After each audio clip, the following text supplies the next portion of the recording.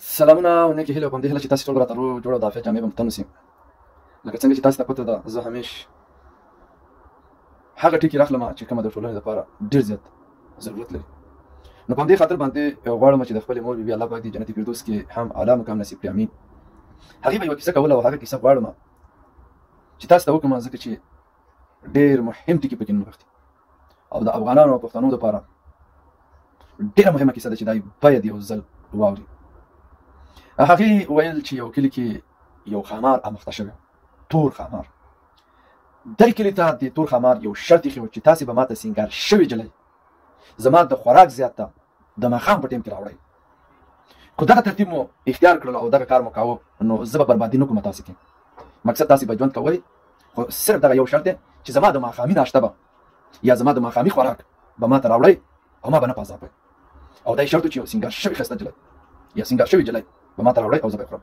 دا ورسره کلي منلې وه او د کلي باچا هم دا منلې وه او دغه ترتیب دی کلونه تېرېږي او دغه ترتیب روان دی او جلۍ سینګار کېږي او مار یې خوري.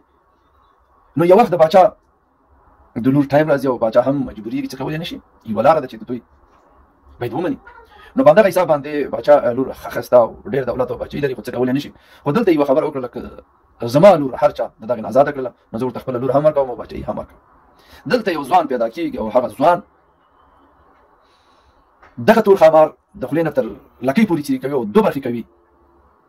او دلته چې دغه واقع لیدل کېږي او خلک خوشحالي او چغې او مقصد په توره باندې د دې ښامار په وینو کې توره دقیق او باچا له زیور سړی دا وګیر دی. خو همدغه رقم جلۍ په دې پوهېږي چې دا چا دا کار کړی و هماغه څه دی چې دا هم راځي او ټول هغه بکي هغه دروغجن هغه رد کېږي او شړل کېږي او دغه باچا د باچا لور دغه شخص ورمعرفي کوي او دته جلۍ هم ورکول کېږي او هم باچایي د دوی په واک او اختیار کې شي. لازمه دې خبرې ته چې همدغه کیسه د پښتنو او افغانانو کیسې ته ورته ده.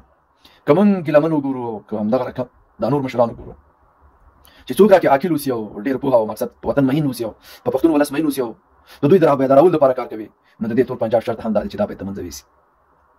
او موږ ورته سرونه نیولي دي او کلونه تېرېږي او دغه لړۍ ادامه لري خو هېڅکله داسې یو کس راجګ نه شو چې دا ټول ښامار د منځه ویسي دا ټول پنجاب د منځه ویسي.